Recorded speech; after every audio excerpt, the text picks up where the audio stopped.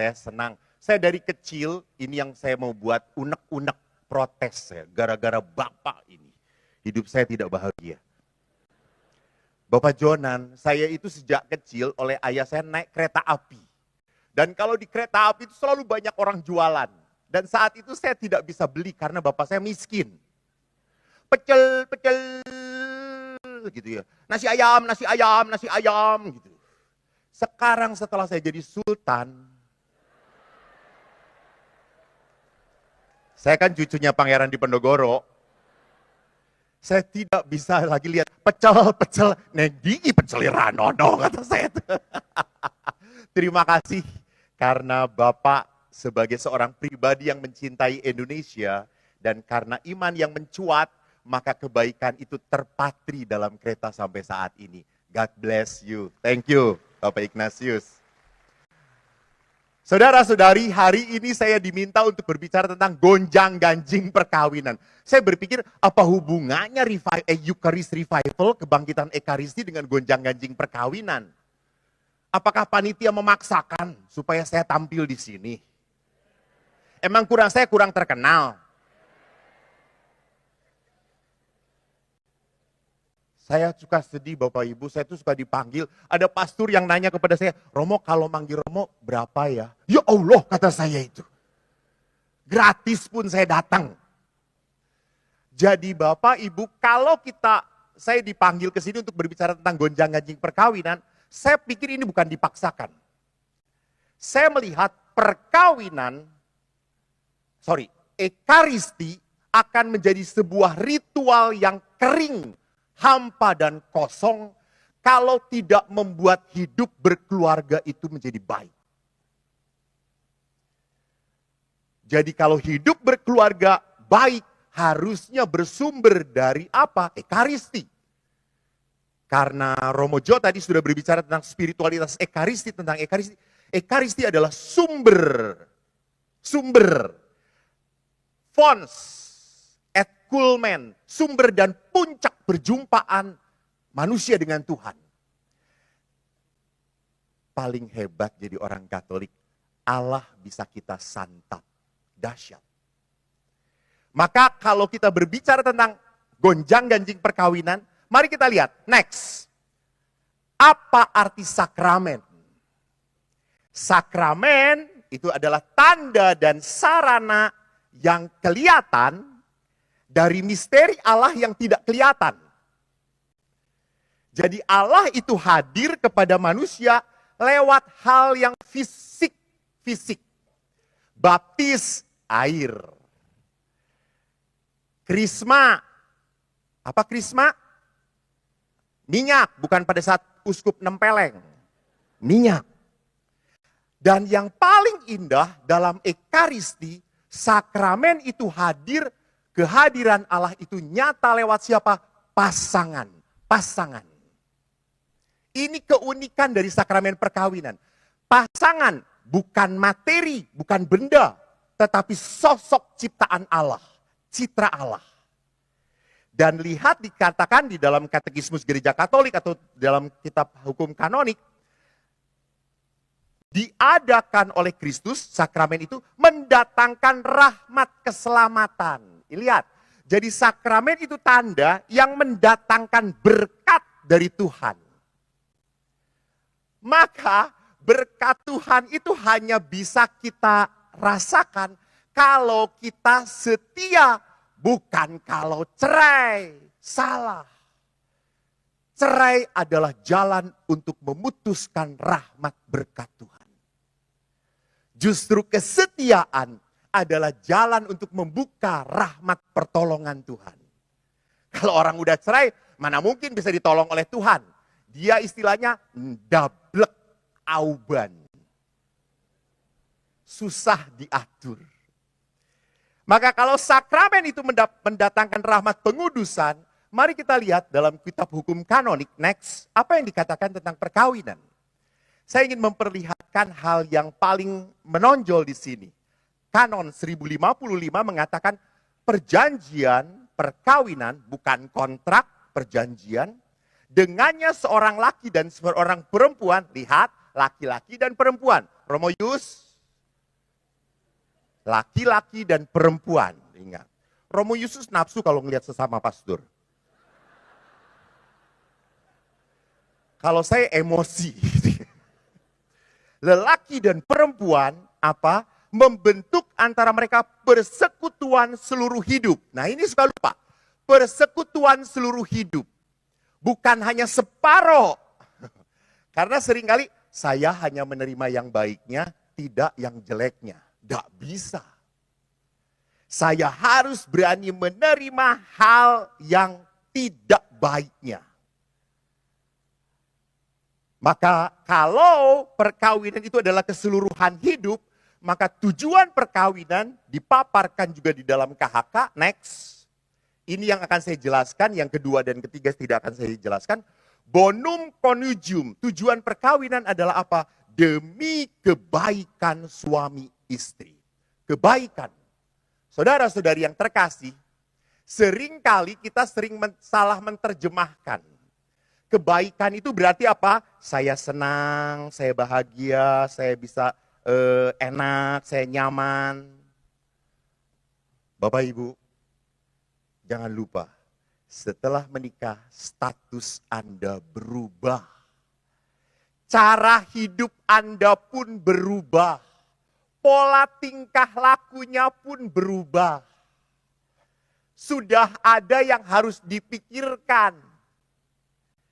Kalau Romoius pergi sampai malam pun tidak akan ada yang mencari. Rekan pasturnya pun akan berkata, terus pergi juga nggak apa-apa. Kami lebih tenang nggak ada engkau. Tapi kalau seorang suami istri pergi, minimal anaknya. Anaknya yang mencari. Begitu tersentuh saya pada saat saya naik Gojek, tiba-tiba saya harus berhenti karena supirnya mengatakan, Pak maaf ya, anak saya telepon terus, maaf ya. Ih nggak apa-apa, berhenti aja, sok berhenti gitu ya. Bapak juga punya anak ya? Ya, kata saya teh.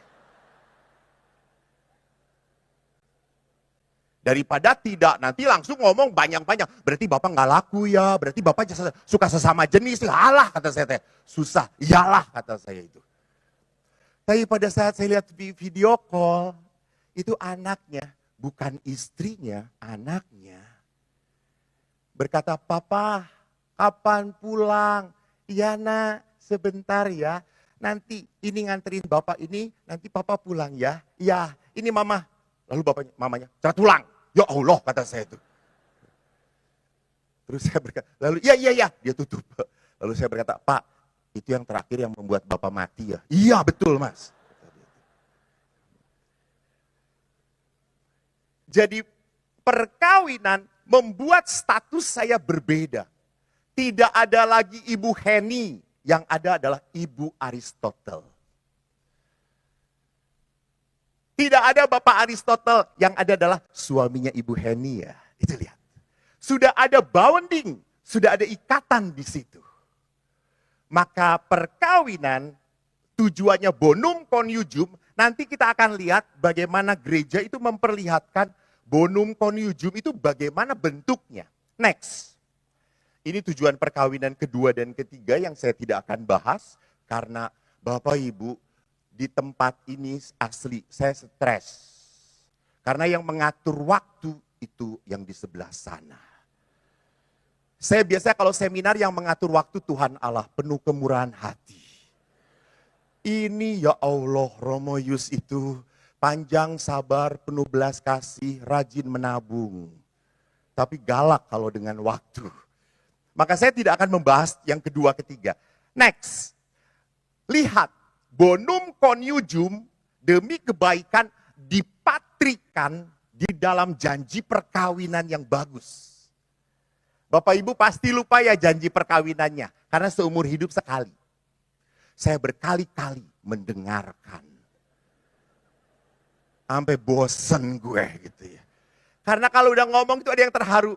Saya, Eko, memilih engkau poniem gitu ya.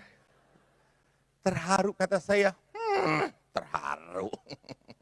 Baru mulai coy kata saya itu.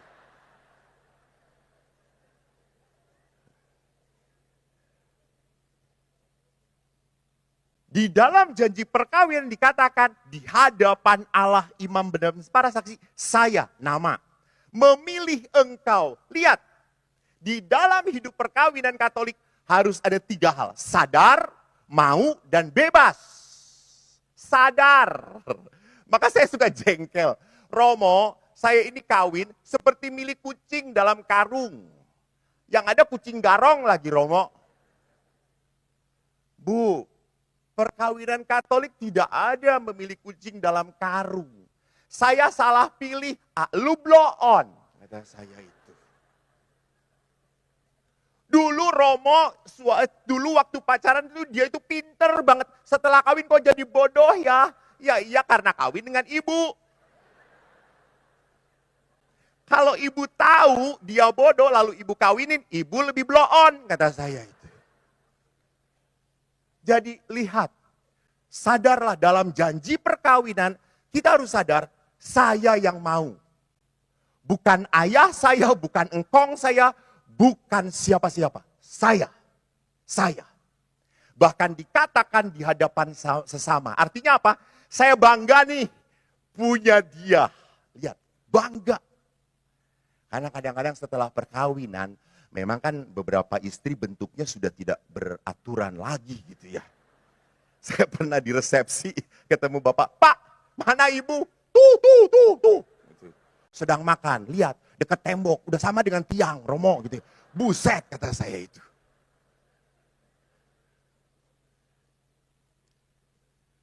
Bahkan seringkali tidak bangga dengan pasangannya.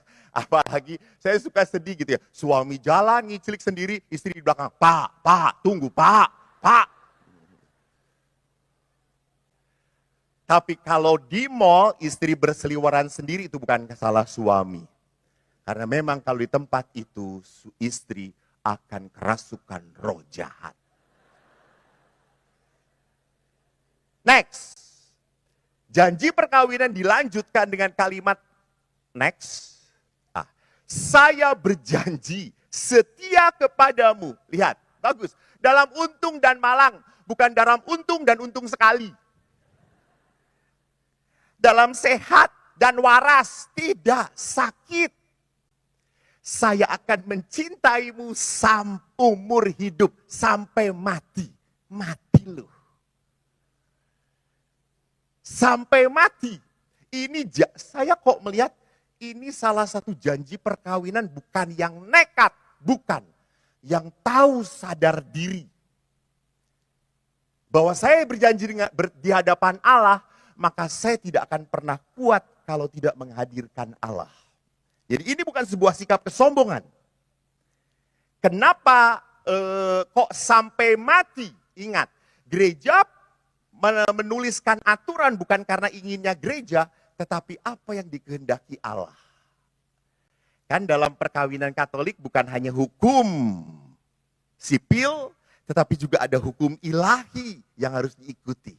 Kehendak Allah dalam Injil Matius bab 19, apa yang dipersatukan Allah tidak boleh diceraikan manusia. Kalau sudah tidak tahan Romo, tahanin aja. Istilah saya, hauce pu hauce. Ce. Nanti juga hauce sencing ping ha.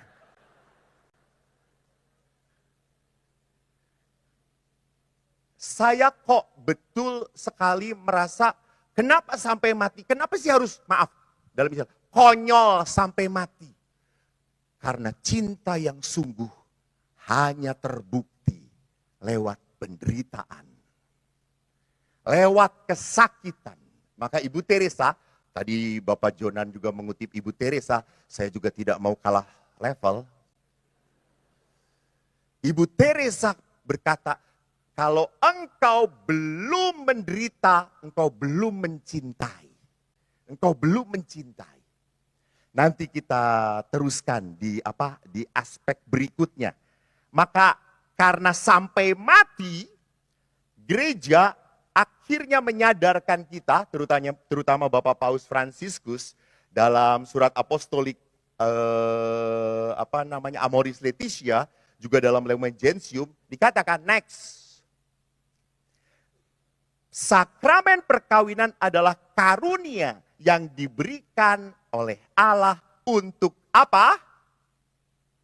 Pengudusan dan keselamatan. Menarik. Pengudusan dan keselamatan. Pengudusan dan keselamatan siapa? Saya. Lu jadi suster aja. Pengudusan dan keselamatan siapa? Pasangan. Pasangan. Jadi kelemahan saya itu adalah cara Allah untuk menguduskan pasangan. Kan tidak pernah ada para kudus itu menjadi kudus karena santai-santai saja. Tidak ada. Kekudusan hanya bisa diperoleh lewat apa? Pengorbanan, pengorbanan, pengorbanan, penderitaan. Maka kalau bapak-bapak menderita dengan istri Anda, bersyukurlah. Anda sedang dikuduskan oleh Tuhan. Maka saya kalau bertemu dengan Monsinyur Anton, saya selalu sakit hati, saya selalu kecewa, saya sedang dikuduskan oleh Tuhan. Tapi kurang ajarnya beliau yang masuk surga, saya cuma di pintu surga. Jadi perhatikan, justru kelemahan pasangan itu menjadi apa? Cara Tuhan untuk menguduskan kita.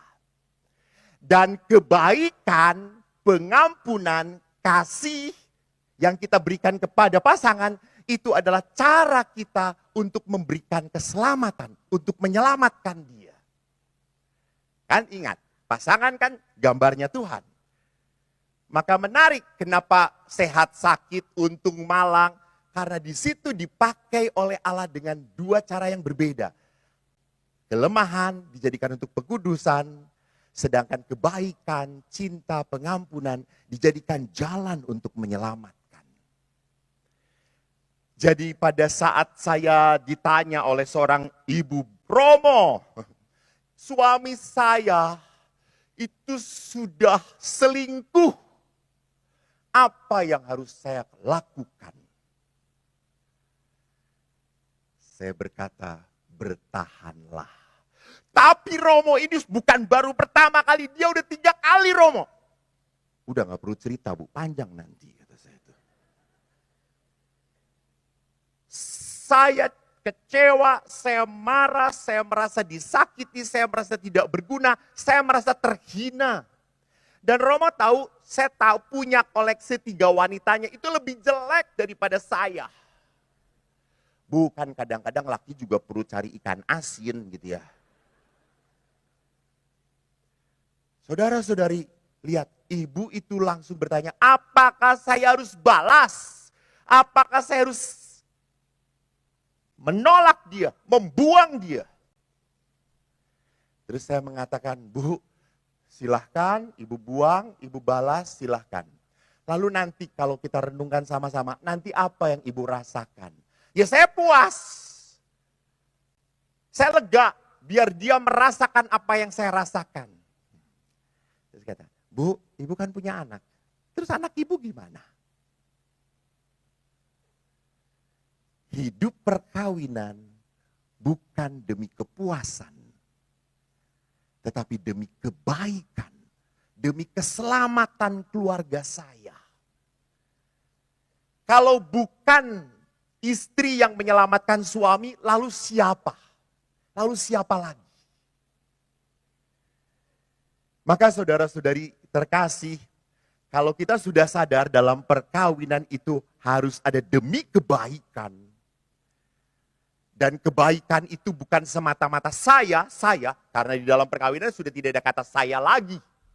Dalam perkawinan sudah ada kita.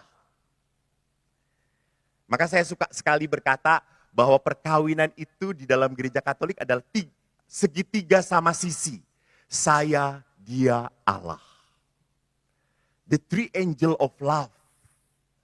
When you close to God, you must also close to your spouse.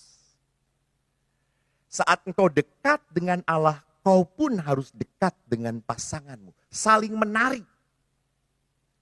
Hanya seringnya kita dekat pada Tuhan tetapi tidak mau dekat dengan pasangan. Nah, karena kita berbicara tentang gonjang-ganjing dalam dunia digital, mari kita lihat sekarang ke arah dunia digital itu seperti apa keluarga sekarang. Beda. Kan mendidik anak sekarang beda dengan waktu saya dididik. Saya itu kalau ayah saya nggak perlu ngomong, saya itu cuma melotot. Kok, saya langsung diem. Anak sekarang dipelototin, langsung saya juga bisa.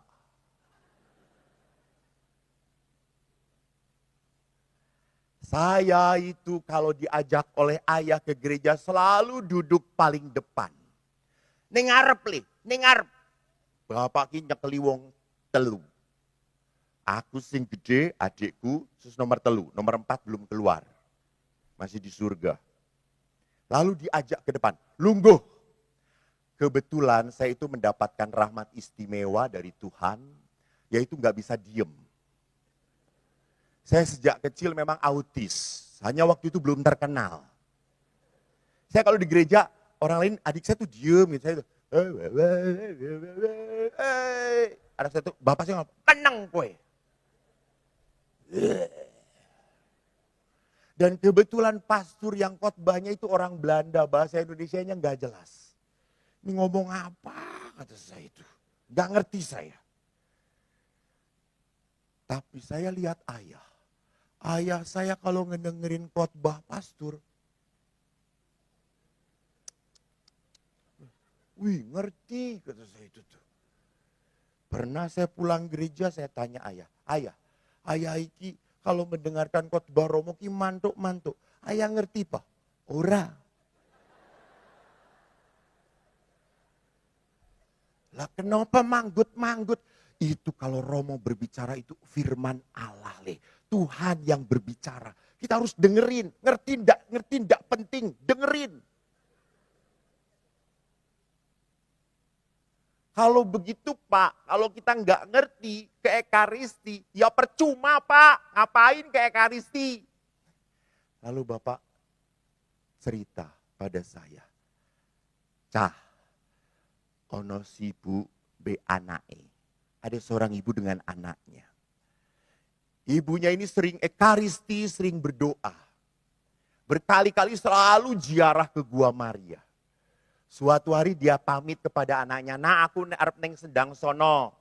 Lalu anaknya yang jarang ke gereja, jarang berdoa berkata, Bu ngapain ke Sendang sono terus? Ibu rajin ekaristi, selalu ke Sendang sono. Tapi kan masih penyakit kanker, masih. Ibu miskin, orang kaya-kaya, akeh utang. Ngapain berdoa, ngapain ekaristi. Toh ibu Romo khotbah ngerti ora? Ya ora ngerti le, lah ngapain ke gereja? Ini le, tak ajari. Lalu ibunya berkata, le ambilkan serok, saringan, santen. Untuk apa bu? Kene. Ini saringan santen ya, pegang. Kamar mandi sana. Ngapain? Ambil air pakai saringan itu. Ya ndak mungkin tau buang bolong-bolong. Ambil. Ndak mungkin. Ambil tak antemi gue kalau ambil. Akhirnya karena anak ini takut, anak ini langsung ambil di baknya pakai saringan. Oh, delok ra iso Bu. Lihat Bu, ndak bisa. Ra ono banyune. Heeh le, ra ono banyune. Heeh. Tapi delok saringane saiki. Lihat saringannya. Bersih kan? Yoi. Bersih. Aku ndak ngerti Monsinyur Anton khotbah apa, tapi hatiku menjadi bersih.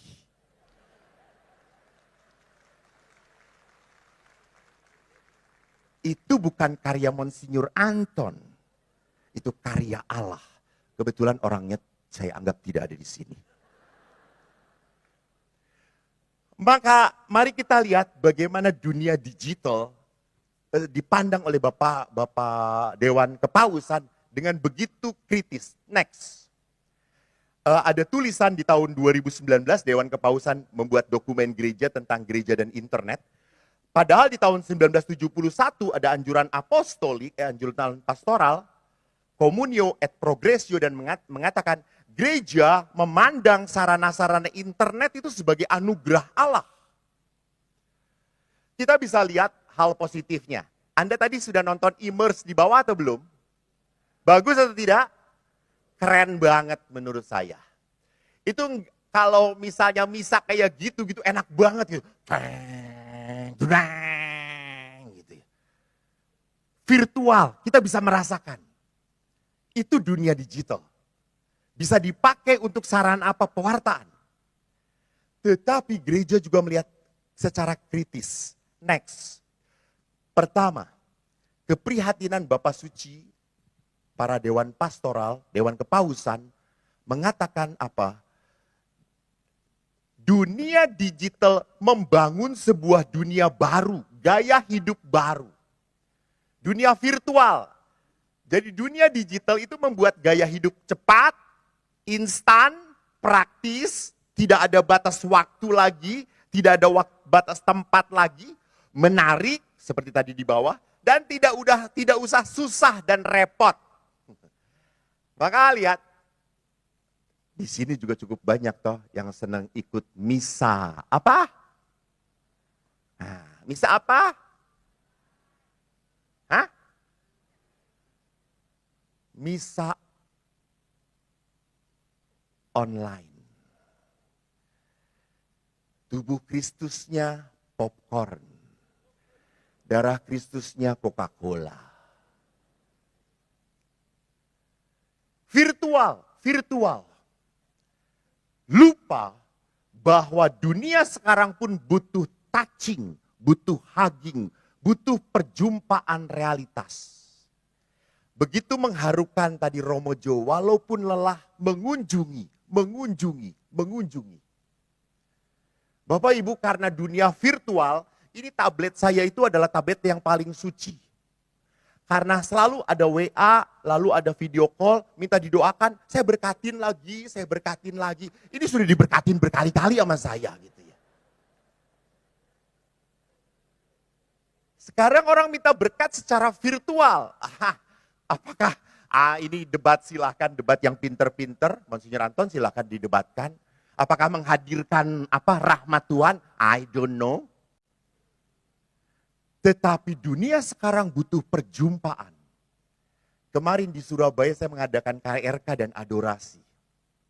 Setelah adorasi selesai, saya keluar pelan-pelan, sembunyi-sembunyi.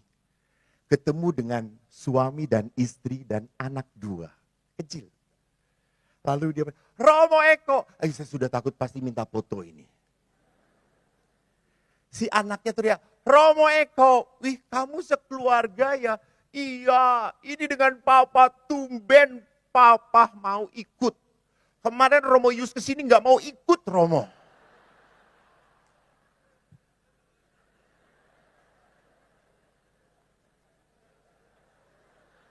Lihat pasarannya.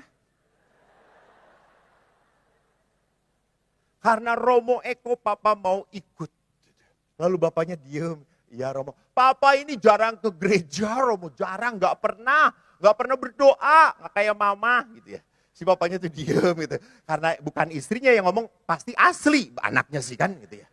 Bukan muncul dari kekecewaan dan kemarahan, tetapi dari hati nuraninya. Lalu pada saat saya melihat, Pak, bagaimana tadi adorasi? Aduh Romo, saya merasa tersentuh sekali, saya merasa diberkati sekali. Lalu saya doakan, saya peluk Bapak ini.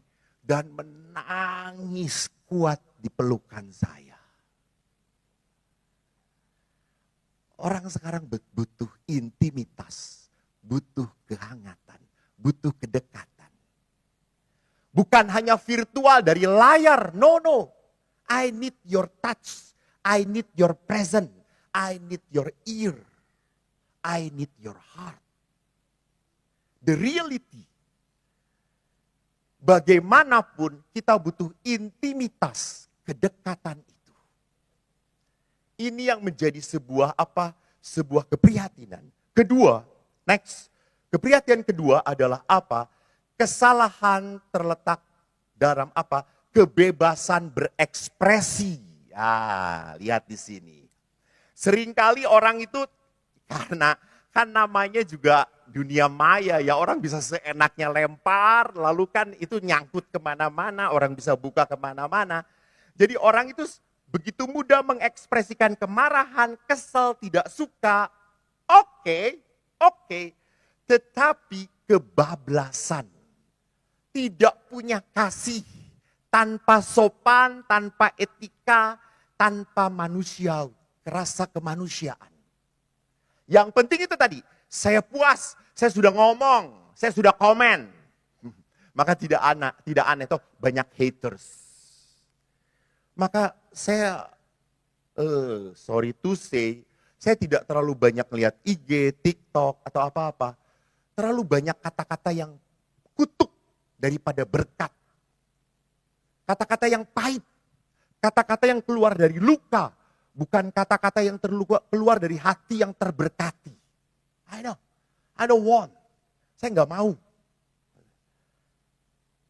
Dan kita seringkali membiarkan seperti itu. Terhanyut, terbawa. Iya ya, bener ya, kayak gini ya. Capek lu. Mendingan piara koi, ngeliatin koi. Bahagia coy. Gitu ya. Daripada memelihara kalimat-kalimat yang cuma apa? Membuat kita bingung, membuat kita cemas, membuat kita ragu, membuat kita takut. What for? Saring.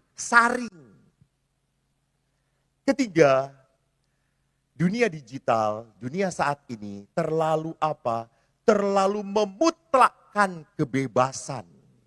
Sehingga kebebasan itu adalah nilai segala-galanya. Hidup saya terserah saya, urusan dengan Tuhan adalah urusan saya. Saya yang bertanggung jawab, saya masuk surga atau tidak terserah saya. Gereja tidak perlu ngatur-ngatur. Ada loh yang mengatakan, ngapain gereja harus ikut atur? Emangnya gereja punya punya kerajaan sendiri, kerajaan surga sendiri. Kampret kata saya itu. Gereja itu memberikan jalan keselamatan. Bukan ngatur-ngatur. Enggak, bukan mau mempersulit hidup kita. Ingat di dalam kitab Kejadian pun Allah berkata kepada Adam, semua pohon-pohonan di sini boleh kamu makan buahnya, boleh kamu nikmati. Silakan. Ini kalau Tuhannya seperti saya. Oke bro, siap bro. Tapi coy, jangan dimakan pohon buah pengetahuan ini. Karena pada saat engkau memakannya kau akan mati. Siap. Semua, itu lihat, semua boleh kamu makan. Satu ini jangan, nanti kamu mati. Tuhan itu memberi aturan karena sayang. Bukan karena mau membatasi. Bukan, gereja pun sama. Kenapa gereja memberi aturan? Karena mau membawa kepada keselamatan, karena sayang pada umatnya. Bukan mau membuat kita hidup susah, enggak. Kenapa para pastor tidak menikah? Saya bahagia tidak menikah. Bayangkan kalau pastor menikah, pas saya ekaristi, nih pas konsekrasi, tiba-tiba anak saya, Pak, bagi duit, Pak. Pak, jajan, tuh, Pak. Masa saya harus ngomong, Pak, tolong uang kolektor kasihin dulu ke dia, gitu ya. Nggak bisa seperti itu. Next, maka sekarang sikap kritis apa yang ditawarkan oleh gereja? Next. Ini menarik. Bahwa keutamaan solidaritas dan demi kebaikan itu yang harus dijunjung tinggi.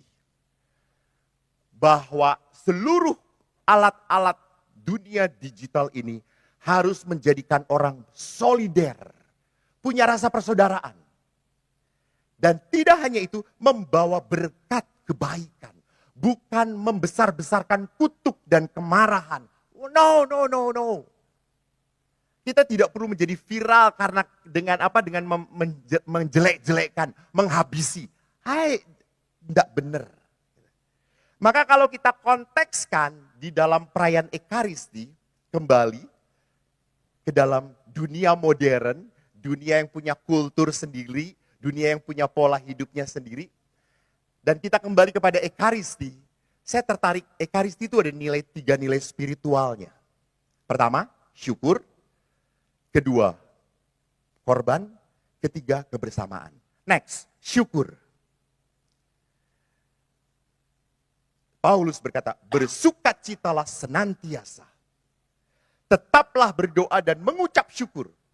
Maka syukur itu adalah apa? Adalah keutamaan. Tidak bisa orang lahir, seorang anak lahir, langsung berkata, syukur mah aku lahir ya Maya, gitu ya. Enggak. Syukur itu adalah apa? Sebuah tindakan yang diajarkan, dibentuk, dilatih. Bukan bawaan lahir. Maka disebut keutamaan. Syukur adalah apa? Adalah keutamaan yang berani melihat hal yang baik daripada kekurangan. Lebih berani melihat Allah, kuasa Allah daripada masalah. Lihat dalam doa syukur agung. Tadi Romo Jo mengatakan itu adalah puncaknya Ekaristi. Sebelum privasi, imam berkata begini, tolong jawab. Tuhan bersamamu. Marilah mengarahkan hati kepada Tuhan. Emang benar hatinya kepada Tuhan. Marilah bersyukur kepada Tuhan Allah kita. Lihat. Dalam bahasa Inggris, it's right and just. Artinya apa? Syukur itu adalah benar dan seharusnya. Seharusnya kita bersyukur. Maka pastor meneruskan, sungguh layak dan pantas kami memuji Dikau. Jadi syukur itu bukan apa? Bukan ajakan, keharusan dalam kehidupan manusia. Maka bagaimana saya berani melihat hidup perkawinan ini adalah berkat Tuhan. Dan ingat, berkat Tuhan itu dikemas juga dalam hal-hal yang negatif. Di dalam kelemahan, dalam kerapuhan manusia. Dalam kelemahan istri saya, di dalam cerewetnya. Bapak, Anda diberkati punya istri yang cerewet. Karena ada saatnya dia diam untuk selama-lamanya. Ibu diberkati dengan suami yang bodoh, blow on, gak mau apa-apa, diam aja terus. Berarti dia nurut, saudara-saudara. Jadi perhatikan, berkat Allah itu tidak hanya dikemas lewat hal-hal yang baik dalam hidup manusia. No. Tetapi juga dalam kelemahan manusia, di dalam kerapuhan manusia. Kita mensyukuri. Kita belajar menerima berkat. Bukan menjadi orang yang rakus, tidak pernah puas akan apa yang kita dapatkan. Kedua, saya sudah ngelihat Romo Yus, lihat wajahnya, ya ampun.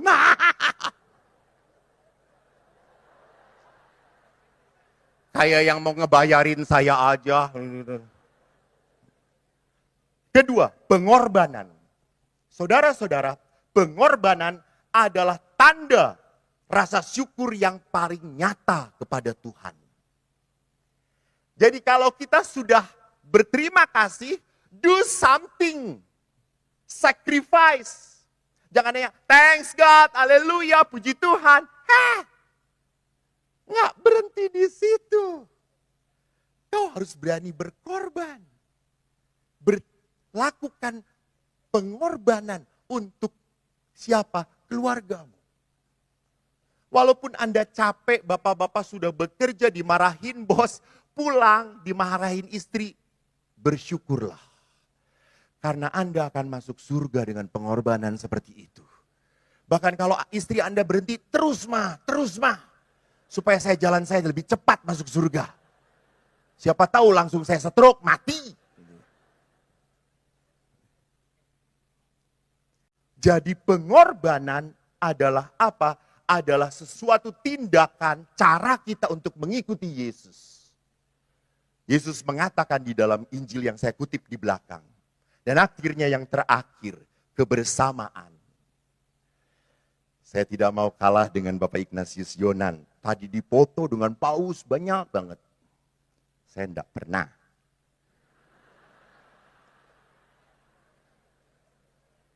Buru-buru ketemu Paus, ngelihat saya aja Paus tidak. Monsinyur Anton pernah menghina saya. Pastor Eko tuh yang dirigen. Nggak salam dengan Bapak Paus. Vikjen dari Bandung itu cuma diem cengenges. Salam dengan Bapak Paus. Itulah beda kualitas rohani kehidupan. Asem nggak kata saya itu. Itu lihat luka yang ditanamkan. Tapi tahu itulah cara Tuhan membuat saya kudus saudara-saudara. Thank you. Mau ngomong apa ini saya? Bapak Paus itu kan mengatakan Fetkiaso. Di apa namanya? Di GBK juga teriak Fetkiaso. Buatlah gemuruh. Buatlah keramaian. Bapak Ibu, rumah Anda itu apakah penuh tawa canda, ngobrol asik, atau di rumah Anda seperti rumah sidang pengadilan? Bukannya quality time, malah quality control. Lu dengan siapa? Jam berapa pulang? Mati itu.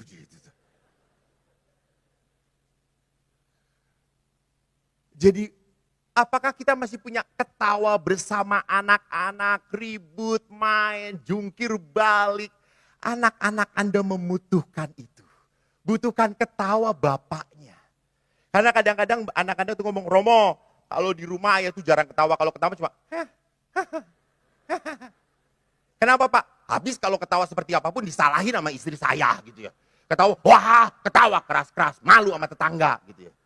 Nggak ketawa, kayak gitu nggak ketawa, dasar gitu ya.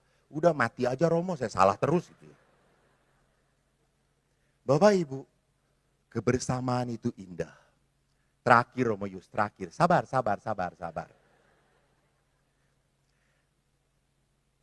Saya sejak kecil tidak terlalu dekat dengan ayah. Anda tidak tahu tonton YouTube saya. Saya banyak luka dengan ayah. Saya tidak punya hubungan intim dengan ayah. Tidak ada masa kecilku foto di mana ayah memegang saya, enggak. Adik saya digendong, adik nomor 2 seperti diberi air minum, adik nomor 3 dituntun. Saya dengan tukang becak sedang berpegangan seperti ini. Sampai saya tanya sama ibu saya, Bu, ayah saya yang asli yang mana?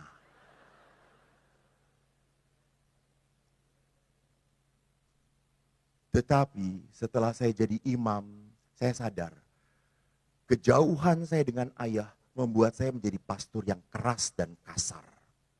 Saya rasakan itu. Di rumah retret dulu sebelum Romo Eko bertobat.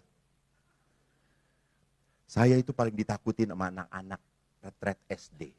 Karena kalau anak-anak retret, saya memberi renungan, mereka ribut. Saya ngomong, nak, ke kuburan. Kamu gak bisa menghargai pastor yang hidup, hargai pastor yang mati. Siapa tahu pastor itu keluar dan mengatakan terima kasih pada kamu. Maka anak-anak tuh sesi saya selalu seperti di pengadilan, diem semuanya. Jelas anak-anak? Iya. Saya ngerasa, saya kok kasar banget ya.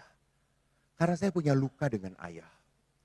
Akhirnya saya memperbaiki hubungan saya dengan ayah, saya dekatin, saya sering peluk ayah. Saya ingat pelukan pertama waktu saya pulang dari Filipina, kita retret bersama, saya peluk ayah. Begitu lama.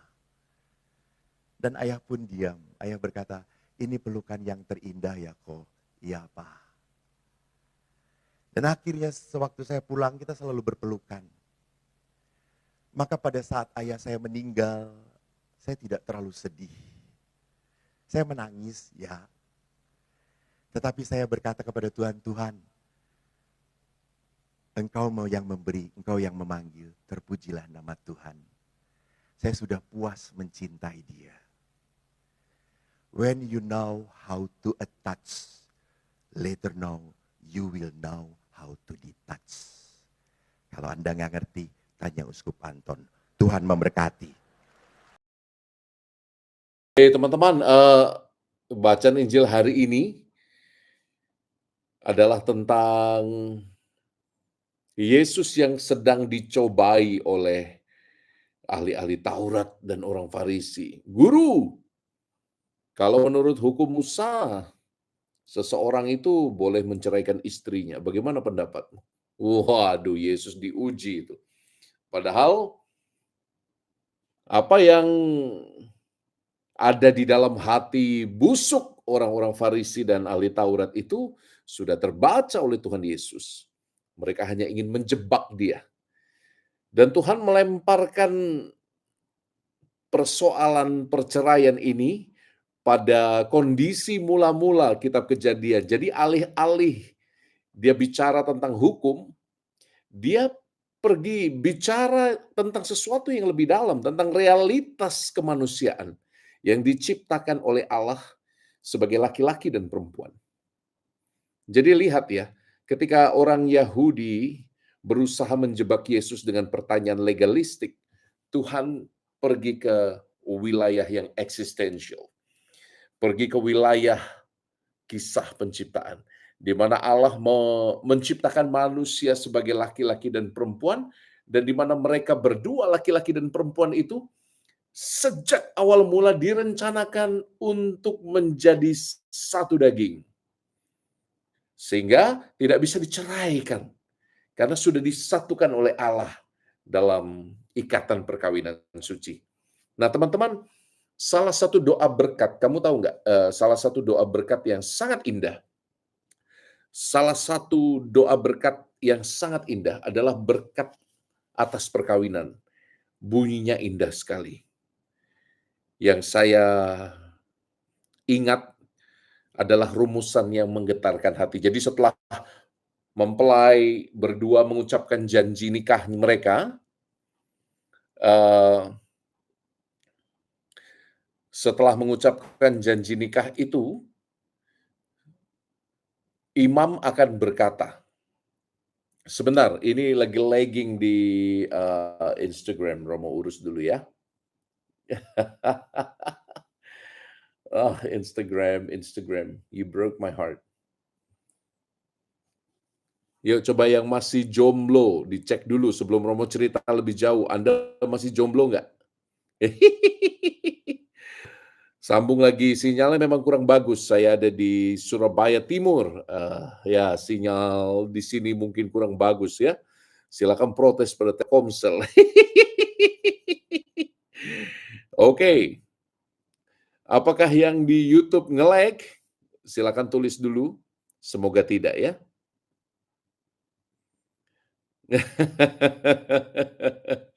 Ada yang jomblo juga.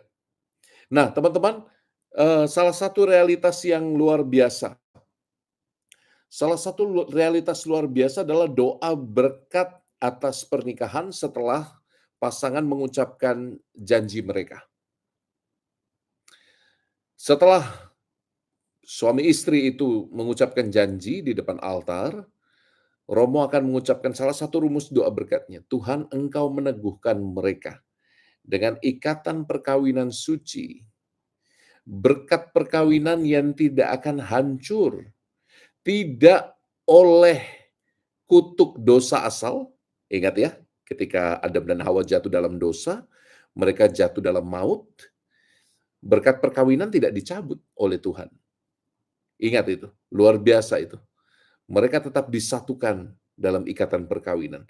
Jadi ikatan perkawinan itu begitu sakral dan sucinya, sampai bahkan tidak hancur juga bersama dosa yang dibuat.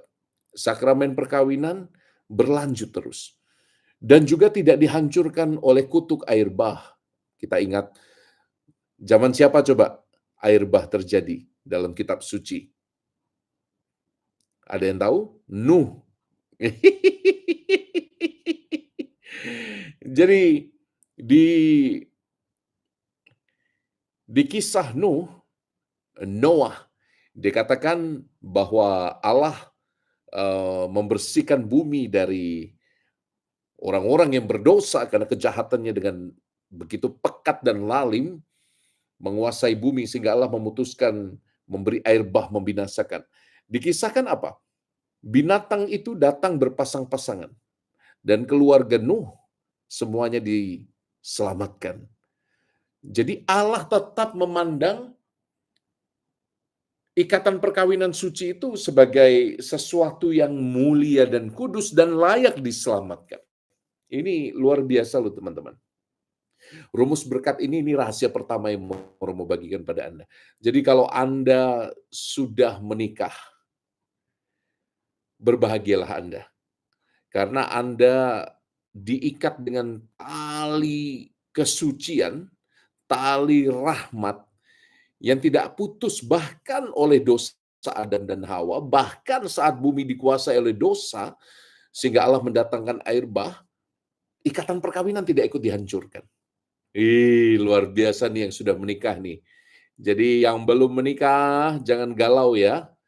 Cari dulu pasangannya. Itu rahasia pertama. Jadi apa yang mau Romo katakan, perkawinan itu luar biasa sakral dan suci. Hebat ya.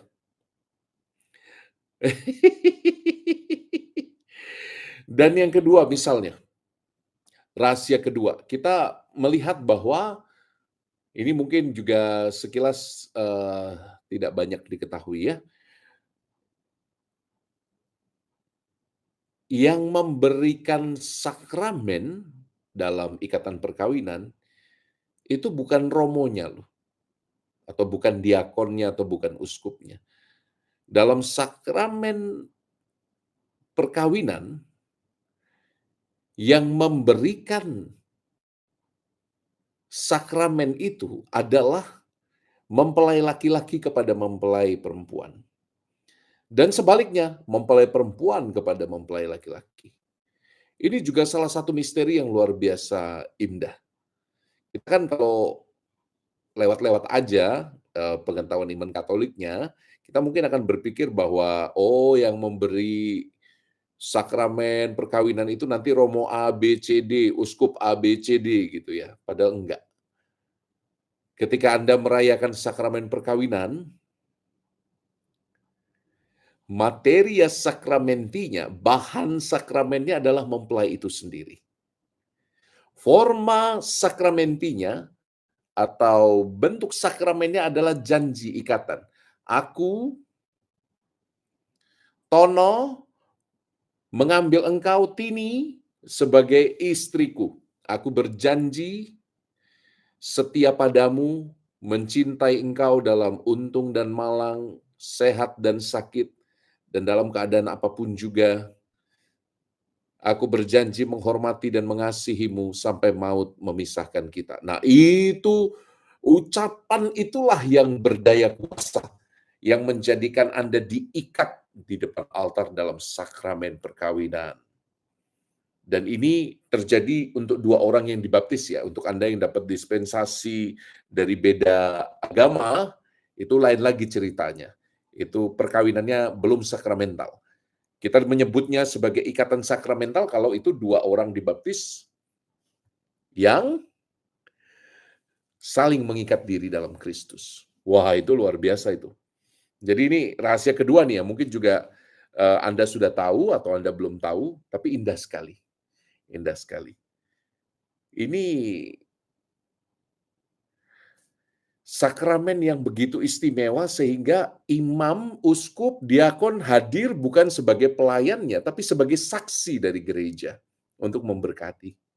Tapi yang saling memberikan sakramen adalah pasangan itu sendiri. Dan nanti romonya akan mengucapkan, yang disatukan Allah jangan diceraikan manusia. Kerudungnya dibuka lalu dicium kan. Muah. Bagian favorit Romo itu. Karena apa? Ketika melihat suami mengecup istri, kita melihat bahwa perkawinan sakramental itu melambangkan persatuan antara Kristus dan gereja. Dan itu sebabnya, teman-teman, rahmat sakramental perkawinan menjadikan bonding antara pria dan wanita yang diberkati itu tidak bisa dipisahkan oleh apapun juga kecuali kematian. Karena apa? Kalau bisa dipisahkan ya gimana coba? Berarti kan Kristus dan gereja bisa dipisah dong. Ini nggak bisa, Kristus dan gereja. Gereja digambarkan sebagai mempelai Kristus. Di dalam eklesiologi, kita belajar misteri gereja, teologi yang membahas tentang gereja. Dan salah satu bagian favorit saya adalah ketika digambarkan bahwa Kristus sebagai mempelai laki-laki menyerahkan segala-galanya, seutuh-utuhnya hidupnya di atas kayu salib. Ketika jantung hatinya ditikam oleh serdadu dan memancar darah dan air, para bapak gereja melihat bahwa inilah sakramen-sakramen, lambang sakramen-sakramen yang memancar dari jantung hati Yesus yang diberikan untuk kelangsungan hidup gereja, mempelainya. Kristus mati bagi gereja, bagi kita semua. Ini gambaran yang sangat indah loh teman-teman. Makanya kalau kita di ritus Romawi, gereja Katolik Roma, ya begitu buka kerudung, cium-cium aja langsung otomatis dia muah muah muah. Sampai romonya kadang iri. Jadi luar biasa loh. Kalau di gereja dengan gereja Katolik ritus Timur, di beberapa ritus Timur itu dikatakan sebelum para imam membuka kerudung, imamnya akan memberi komentar singkat. Inilah salibmu, kecuplah dia, panggullah dia, sampai maut memisahkan kalian. Inilah salibmu, panggullah dia, sampai maut memisahkan kalian. Dikatakan bahwa mempelai yang ada di depannya itu adalah salib. Dan sedikit banyak realita ini menggambarkan hidup perkawinan, bukan? Tidak selamanya mulus, tidak selamanya indah. Dari konseling-konseling yang Romo hadapi untuk pasangan-pasangan yang sudah menikah, di sana-sini pasti ada banyak tantangan. Pun kita sebagai anak mungkin melihat tantangan yang sama di hubungan ayah dan ibu kita. Tidak selamanya mulus. Tapi itu yang harus dipanggul. Ya mending kalau langsing, kalau berbobot berat kayak Romo, mungkin akan ditambah kata-kata komentar, panggullah salibmu yang berat ini. Gitu ya, jadi luar biasa sih, luar biasa ini. Ini rahasia kedua yang Romo mau bagikan kepada Anda. Yang ketiga, untuk Anda yang sudah menikah, Anda sangat harus bersyukur. Dan yang akan menikah lebih lagi harus bersyukur. Kalau lihat video Romo malam ini. Saking berharganya kelaki-lakian kita, saking berharganya keperempuanan kita sebagai manusia yang diciptakan laki-laki dan perempuan, dan yang diberkati itu kan Adam dan Hawa, bukan Adam dan Bejo misalnya, bukan Hawa dan Maimunah misalnya. Yang diberkati ini dua jenis kelamin yang berbeda. Mengapa Allah menghendaki demikian? Karena perintahnya untuk bersatu dalam satu daging dan kemudian beranak cucu hanya bisa dilakukan secara kodrati lewat persatuan laki-laki dan perempuan. Dan ini dengan begitu epik dilambangkan dalam bahan-bahan ekaristi. Nah, ini rahasia ketiga, rahasia iman ketiga yang mungkin baik kalau kita meditasikan ya. Ini bagus banget. Jadi dalam bulir-bulir gandum yang menjadi bahan utama untuk hosti kudus, kita menemukan ada yang namanya endosperm, kan? Ada bagian dari bulir gandum yang namanya endosperm yang mengakibatkan struktur gandum itu seperti berbulir kayak padi itu ya, ada bulir-bulirnya. Ya, sama endosperma itu, kata dasarnya sperma. Dan kita bisa melihat bulir-bulirnya begitu banyak karena mengandung itu, endosperm itu. Dan itu kata yang mewakili maskulinitas, bukan? Dan yang menarik, di sisi lainnya untuk anggur, dipakai kata seed untuk benih anggur. Seed, benih, yang melambangkan sisi feminim. Jadi ini sesuatu yang sangat menarik sih, ini membuka mata saya juga ketika saya membaca ulasan tentang maskulinitas dan sisi feminim, sisi maskulin, sisi feminim dari ekaristi yang diusahakan untuk tampil simbolnya dalam roti dan anggur. Kata seed atau benih, mengapa penting? Karena untuk membuat anggur dibutuhkan tanin. Tanin itu bisa datang dari kulit, bisa datang dari biji. Ketika anggur diremukkan, ketika anggur diperas, biji anggur itu diperas, maka seed yang ada di dalam atau biji anggur yang ada di dalam buah itu, yang mengandung tanin itu akan menentukan struktur rasa dari wine yang kita pakai untuk ekaristi secara natural. Dan ini melambangkan benih perempuan. Sementara endosperma tadi melambangkan benih laki-laki. Ini menarik banget loh ini. Jadi setiap kali kita merayakan ekaristi, kita merayakan apa? Kita juga di satu sisi merayakan misteri penciptaan manusia sebagai laki-laki dan perempuan yang disatukan, dipersembahkan kepada Allah sebagai bahan persembahan yang indah, kudus, dan mulia. Indah sekali yuk. Aduh, luar biasa ya. Maka saya harap teman-teman, 3 misteri ini Anda renung-renungkan baik-baik. Semoga Anda yang berencana untuk menikah benar-benar punya apresiasi mendalam kepada pasangan Anda. Sebelum Anda menikah, semoga Anda punya kesempatan untuk mengenali dia. Bukan hanya kehebatan dan kelebihannya yang seringkali membutakan kita, tapi mestinya kalau Anda mau maju ke depan altar untuk disatukan dalam sakramen perkawinan, Anda juga harus belajar menerima kelemahannya. Sama seperti engkau belajar menerima kelemahanmu. Dalam proses penerimaan kelemahanku dan kelemahannya, engkau akan mengenal makna cinta yang sejati. Saya harap itu yang terjadi pada Anda yang akan menikah. Dan Anda yang sudah menikah, rasain lu.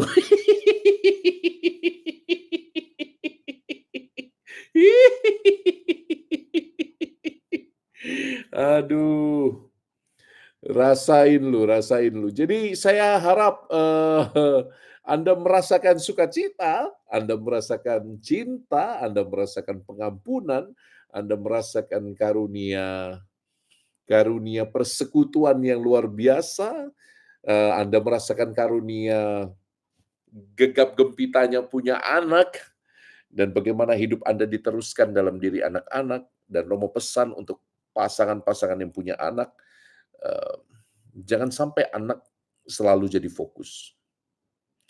Fokusmu haruslah tetap pasangan. Banyak orang yang sekarang ini menikah, lalu punya anak, lalu seperti seolah-olah fokusnya terserap pada anak, dan lupa bahwa yang dijanjikan untuk setia itu adalah pasanganmu, bukan anakmu. Anak tentu saja dikasihi dengan sepenuh hati, tapi ada wilayah di mana kita seringkali merasa sangat kesepian saat begitu berfokus pada anak, pada pendidikan mereka, tumbuh kembang mereka. Betapa banyak pasangan-pasangan yang kehabisan energi saat fokus pada anak dan lupa pada pasangannya. Betapa banyak pria-pria kesepian saat ibu memperhatikan anak dengan begitu fokus, dengan begitu passionate, sehingga suami-suami merasa kalah dari anaknya. Nggak gampang loh, nggak gampang jadi suami-suami zaman sekarang. Maka kalau Anda ibu muda, please, jangan lupakan suamimu. Dan kalau Anda ayah yang masih muda, please, ingatlah kerjaan istrimu itu ada banyak sekali setelah punya anak. Maka ambillah bagian daripada Anda habiskan waktu. Ada penelitian yang absurd yang mengatakan bahwa pria-pria kalau mau sehat jiwa dan raganya, sehat mentalnya, mereka harus spending time paling nggak 45 menit sampai 1 jam di kamar mandi. Saya nggak tahu apakah suami Anda seperti itu. Kalau iya, tulis iya Romo, suami saya lama banget di kamar mandi. Mereka butuh guanya sendiri. Iya nggak? Iya nggak? Iya nggak? Iya nggak para suami? Jadi coba Anda tulis pengalaman dengan suamimu itu. Hanya Romo ingatkan para ayah yang masih muda, yang punya istri, baru melahirkan atau baru punya anak 1, 2, 3, ingatlah para ayah, kadang-kadang insting maternal, insting keibuan itu begitu kuat. Insting keibuan begitu kuat untuk melanjutkan hidup anak-anak. Sehingga kadang-kadang istrimu kelelahan. Please do remember bahwa you harus ambil bagian dalam tugas-tugas rumah tangga. Mencuci piring, memasak jika perlu. Apalagi kalau tidak punya nannies atau tidak punya asisten rumah tangga, please bantu istrimu. Kelelahan fisik itu nyata sekali, terutama bagi ibu-ibu yang masih muda. Anda bayangkan dia selama hidupnya menjadi princess dari ayahnya, dan tiba-tiba ketemu kamu, dan dia harus mengerjakan segala sesuatu pada saat yang bersamaan. It's not easy. Jadi please, laki-laki Kristiani yang sudah jadi ayah, please do remember this. It takes a whole town untuk mendidik seorang anak. Butuh warga satu kota untuk mendidik satu orang anak. Jadi nggak bisa istrimu saja. Oke? Saya harap renungan singkat ini bisa membantu Anda sebelum tidur. Tuhan memberkati Anda, teman-teman. Selamat malam. Dan bagi Anda yang akan menikah dalam waktu dekat, saya ucapkan profisiat. Bagi Anda yang sudah menikah, nikmatilah berkat-berkat perkawinan suci. Anda tidak akan rentan terhadap pengalaman kesepian seperti yang dialami para Romo, Suster, Frater, dan Bruder. Karena setidaknya kalau Anda capek, Anda bisa minta tolong pijetin. Kalau saya, bahkan punggung yang gatal saja, saya harus garuk-garuk di pintu, karena nggak ada seseorang pun yang bisa garuk punggung saya kan. Nggak etis juga kan. Jadi saya seringkali garuk-garuk di pintu sendirian, kayak sapi.